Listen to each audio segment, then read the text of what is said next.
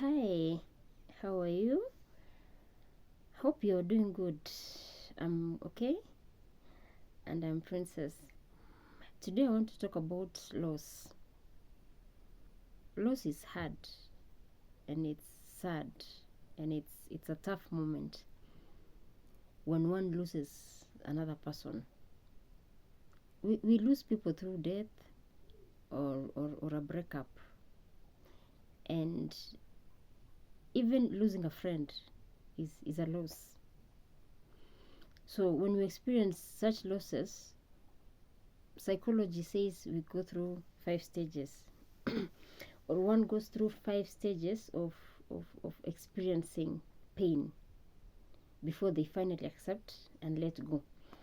So today let us look at those 5 stages of, of grieving when you've lost someone. Have you lost someone? Even friendship. Have you lost a friend that you're so close with and they just stopped talking to you? Not that they are dead. No. They just left a gap in your life and you feel there's a void somewhere that this friend left. More often than not, friends can even live without informing you. They just stop communicating. Or maybe someone has told them something about you and they just stop talking to you. Or you lose a partner. You were in a relationship one moment, then the next moment you are alone. And you feel like the other person did not prepare you that the relationship was ending. Or better still, have you felt you were in a relationship that the other person was not doing anything? They were just part of it, but they were not contributing as much as you were. Not necessarily financially, it can be emotionally. And you feel the emotional stability of the relationship is dependent on you. Have you felt so lonely even when you're dating someone or in marriage? Those are the kinds of losses that I'm talking about. And so how do you go through losing someone and still survive? So let's use these psychological stages of grief. And the first one is denial. When we lose someone, we first deny. You feel numb. It's like you don't want to do anything. You just want to you want to be alone. You don't want to listen to anything. You want to be quiet. You don't feel anything. You completely deny that person is gone. You would, when people want to inform you, for example, that someone is gone, has died, you even don't want to engage in that talk. You want to be far from it. It's normal. Or your partner has told you that they don't want to have anything to do with you again. You deny. You don't want to be alone. You completely refuse that this is not happening to me. Some even go ahead and say, you cannot leave me. You see, people, I don't know, people feel better when they are the ones leaving others in relationships. They don't want to feel like they can be left. But anybody can be left in a relationship. Or your friend just disappeared on you. And you want to imagine, did you say my friend left me? That can't happen. You keep denying and denying and denying. You don't want to feel that pain that person is truly gone. Number 2, you start feeling angry. Angry first at God. Like, God, why did you let this happen? You start feeling angry at these people who left. You start asking, why didn't you tell me that you're going? Or why didn't you inform me early that this was not going to work? You become an angry person. You even become angry at yourself. You start asking yourself, was there something I should have done to stop this loss? You start relooking at the past and saying, should I have done something to stop this? That is anger. Sometimes you direct anger to people who don't deserve it. Number 3, you start bargaining.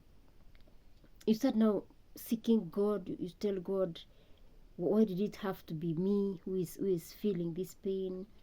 Why do you allow this to happen to me, God? Was there something I should have done to stop it? Now, if I do this, will these people come back to me? Like a breakup in marriage or a relationship. Now you start telling these people, come back to my life. If I do this, will you come back? You start asking them to come back to your life. You start asking to be forgiven, even sins that you do not commit, even mistakes that you do not do. You start saying, whatever happened, I'm sorry. Please come back. That is bargaining. You've reached this level where it's now sinking to your brain that this person is gone. Now you want to bargain for them to come back. The other one is depression. Now that pain sinks into you. And let me tell you, I know the hardest is losing someone in death.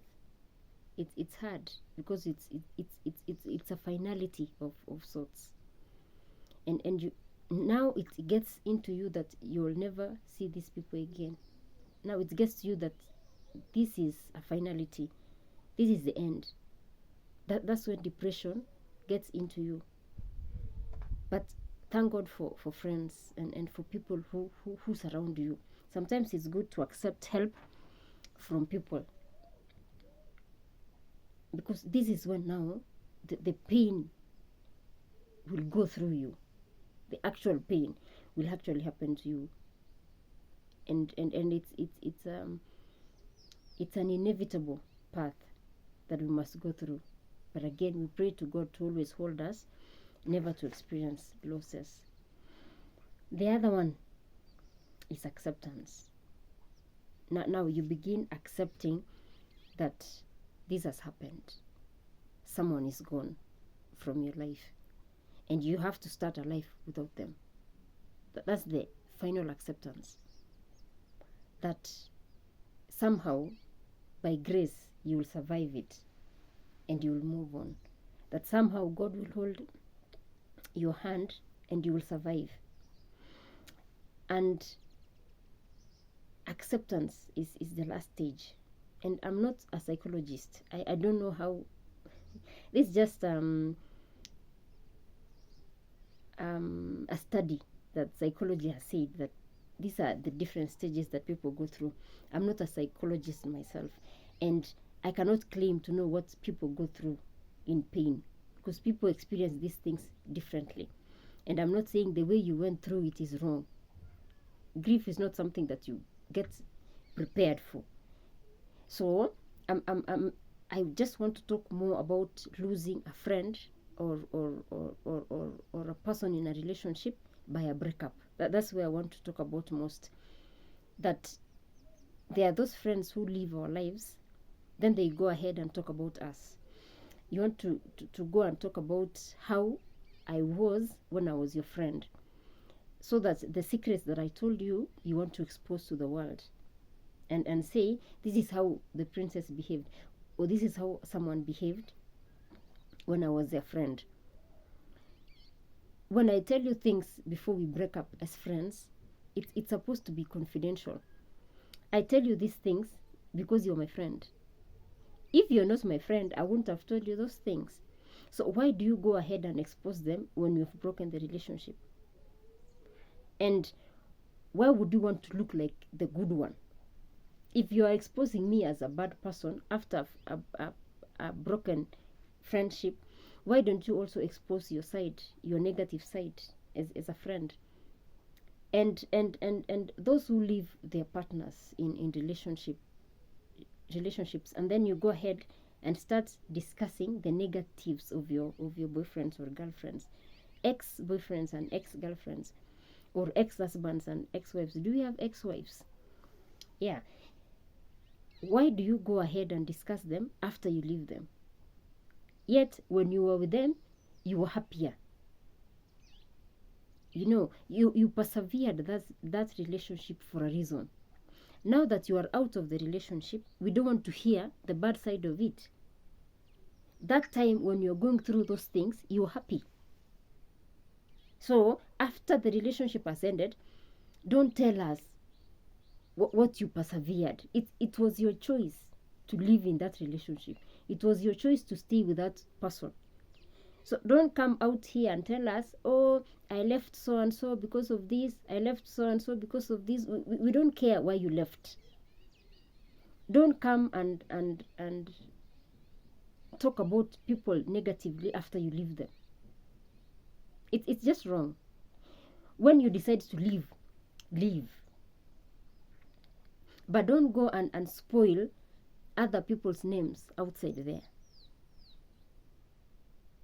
Someone is already handling their life without you.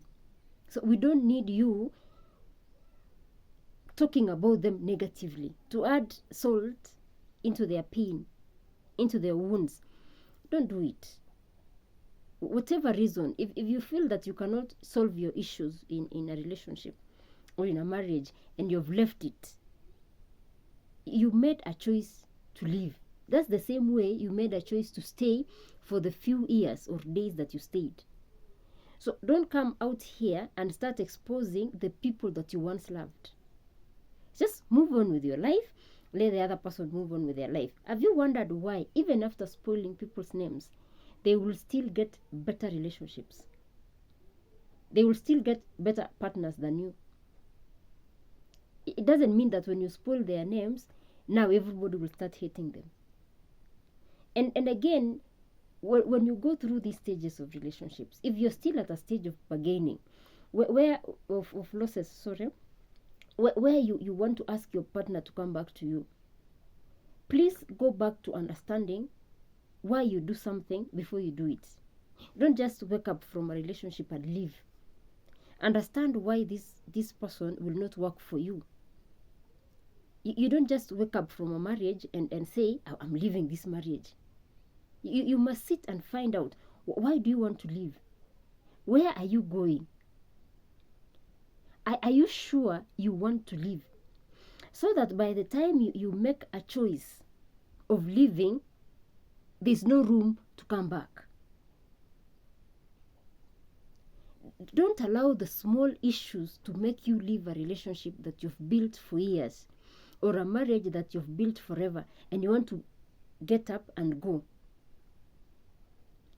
Think beyond what people will say.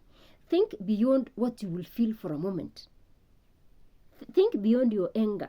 And if you feel you need time, tell your partner, can I have a moment to think? Many a times people break up because of petty issues. Then later they want to come back and ask to be forgiven. Think before you go. Think before you go. And after you've gone, don't be angry towards the partner that you left. If they will choose to move on, it's their lives. They cannot mourn you forever. They cannot grieve you forever. And you are there existing. It's quite different from someone who lost their partner in death. That one, you can't even begin to calculate the amount of time that someone needs to heal. You can't. But for you who is alive, who is outside there, you just decide